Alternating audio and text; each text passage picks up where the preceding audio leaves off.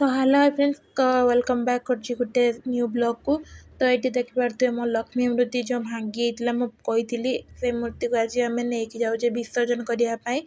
तो 7-8 वर्ष तलर मुझे जो पुरी मंदिर बाहागर पर भांगी जाता आम न्यू मूर्ति आनी पूजा करते। तो किसी लोक कौन देखाला कौन बुझिले से कथा छाड़ू, लोक तो बहुत किसी कहे, लोक तो बहुत किसी देखिए। आपण मैंने कौन देखुं कौन कर जानी बट जेटा आम रियालीटी तो से मूर्तिटा भांगी जाता। तो आम आज विसर्जन करदेवाई जाऊे।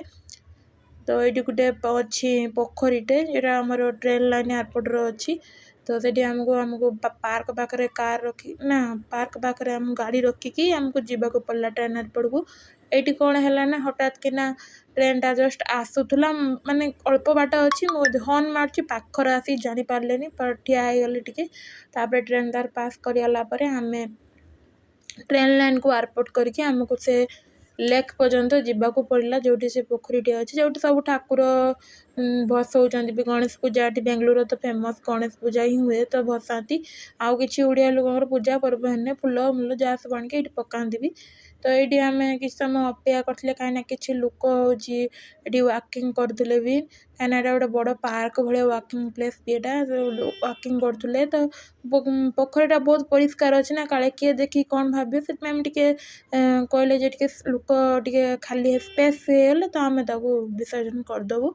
तो टे तलू जाकि पोखरी विसर्जन करदे कहीं फिंगी हम ना जिनटा तो छोट जिनटा निहाती भलसे विसर्जन करदे हम। तो ये थी मो दूर से भलसे जर काढ़ी से फूल तार लुगा जो लक्ष्मी लुगा थिला ताकू आणिकी भसई देले बहुत मन दुख होता। आज लास्ट डे मु पूजा करी बहुत दिन आनी पुरी मंदिर आसिक बेंगलोर विसर्जन हेले मन तो बहुत दुख हो कौन करिया जिनसटा भांगी जाइना। तापर मु किसी घर फूल दिहला जो सेठू किसी आनी फूल लुगापटा किसी अधिका थिला से सब आनिक पान फिंगी देती।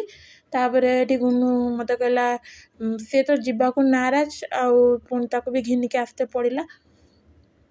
पुणी ट्रेन आसवा पूर्व आम पलि आसते कहीं ट्रेन आस कुनु ये खेली खेली पूरा थकी पड़ी।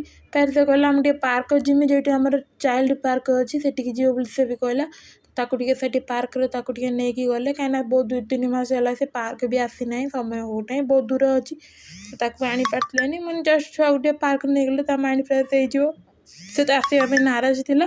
तथापि अधा बाट नहीं बुले बसला से गोटे जिम अच्छी पार्क तो जानती सब जिम है।